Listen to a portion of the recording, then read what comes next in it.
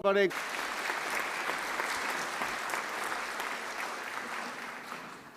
Thank you, Neil. I now invite Alex Salmond to speak against the remit back. Alex Salmond.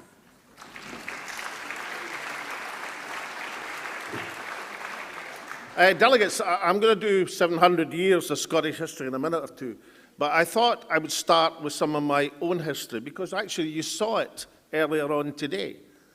In March 1988, when I stood up in the House of Commons to challenge Nigel Lawson's budget on the issue of the sovereignty of the people and why Westminster could not impose a poll tax on Scotland, taxation specifically forbade by the Treaty of Union, incidentally, which is why my father wouldn't pay his poll tax, although he'd been a law-abiding civil servant for most of his days.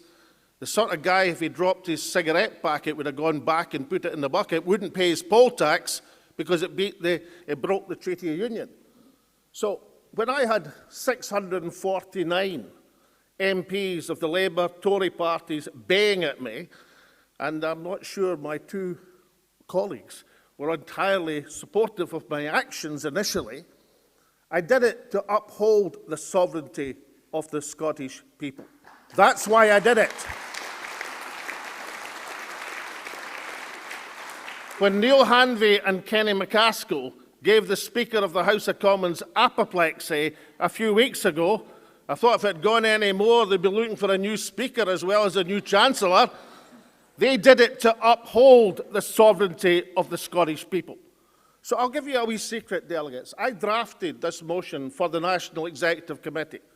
And the idea that I would draft a motion which didn't explicitly state the claim of right and the sovereignty of the Scottish people is ridiculous. So all I would ask you to do is read the motion. And just in case you don't have it immediately available on your iPad, I'll read it for you.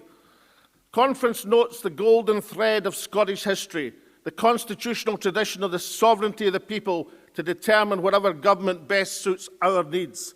Conference notes that Scotland's claim of right, asserted by the community of the realm through history, from the 14th century to the cross-party agreement in the 1980s, is supported by international law and the right of self-determination and does not require the permission of the UK Parliament or indeed the UK Supreme Court to be brought into effect. That's what the motion says.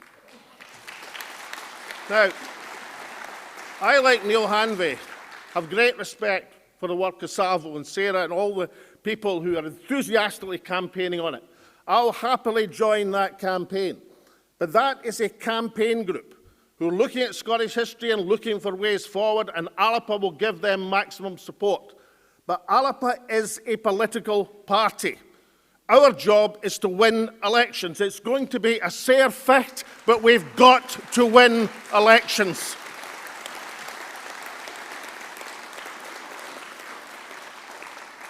In 1320, when the community of the realm of Scotland addressed a letter of support to Pope John in Avignon, in support of the greatest king in Scottish history, good King Robert, you would think that everything in that letter was supportive of Robert the Bruce. No.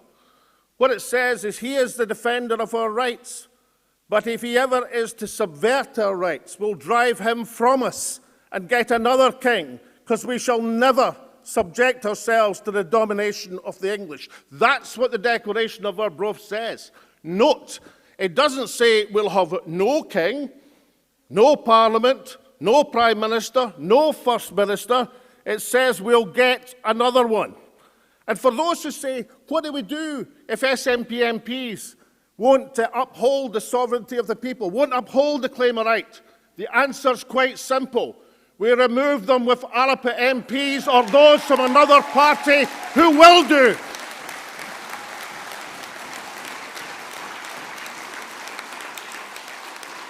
So I'm asking you, Conference, as the young Member of Parliament who stood up and baited Lawson and Thatcher in 1988, as a First Minister who required one mandate to secure the right of people to vote in a referendum. Do not start our conference by rejecting a strategy which upholds the fundamental rights of Scotland, our claim of rights and our sovereignty.